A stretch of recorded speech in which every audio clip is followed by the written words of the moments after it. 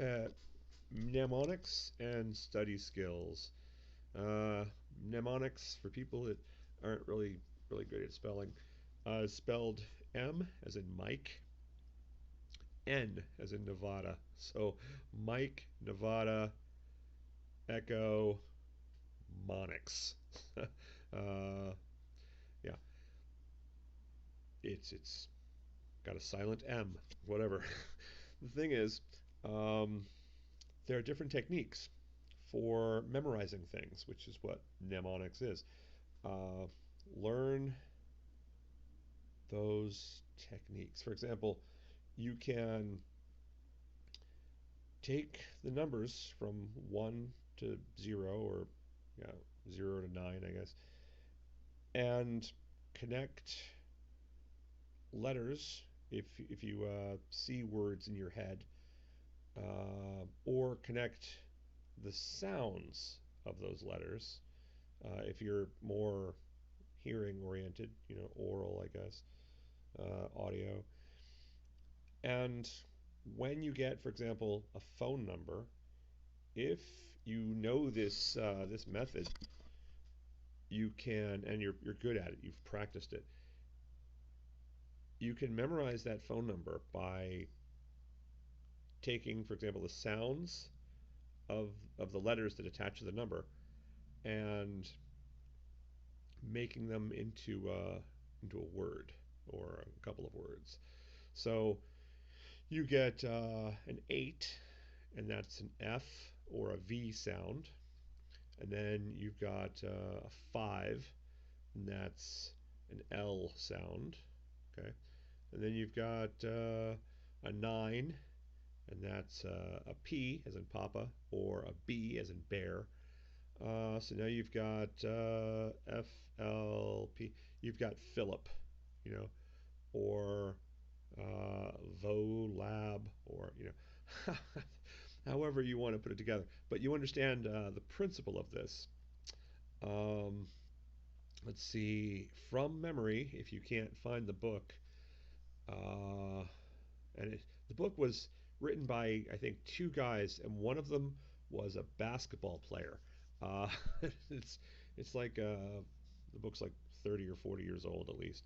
So it went 0 was S or Z, okay, shark or zebra, I guess.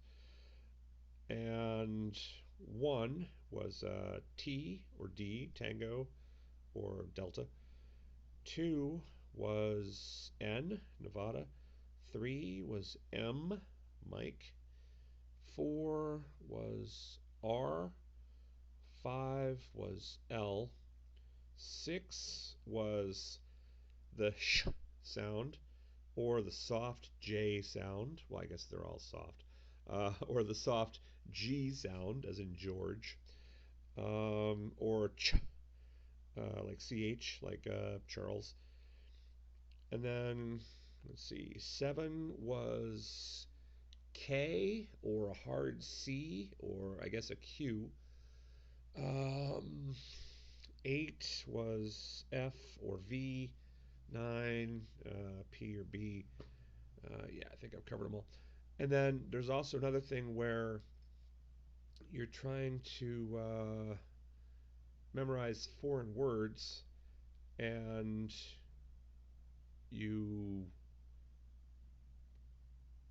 like, okay, let's see, one of the examples was French for, I think, mushroom is champignon. So you think of a champion yawning, I guess, and then the champion is a mushroom. Um, so there's mnemonics for memorizing vocabulary words, and then there's also a thing where you're trying to memorize a bunch of different objects, or ideas in your heads, if you can make the ideas into objects, I guess. And what you do is, like, let's say you have a bird and a ball and a hockey stick. Uh, you combine them in such a way that it's ridiculous. So if you have a bird who's balancing on a ball while the bird is holding a hockey stick, all you have to do is have that image in your head. And you can add things to it as you're adding objects.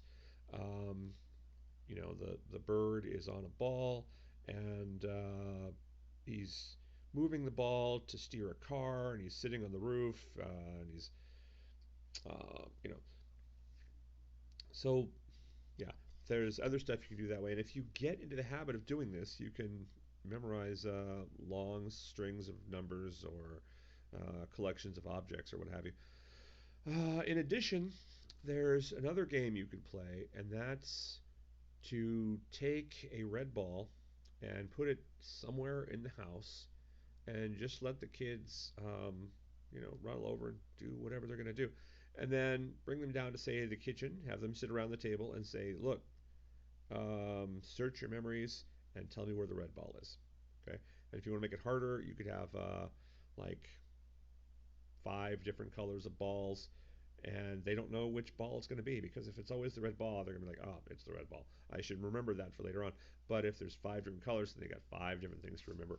And if you add other objects too, like stuffed teddy bears or whatever, then they've got to remember where all that stuff is.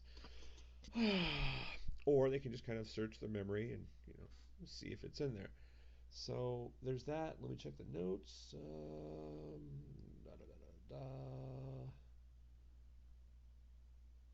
Yep, I think that covers it.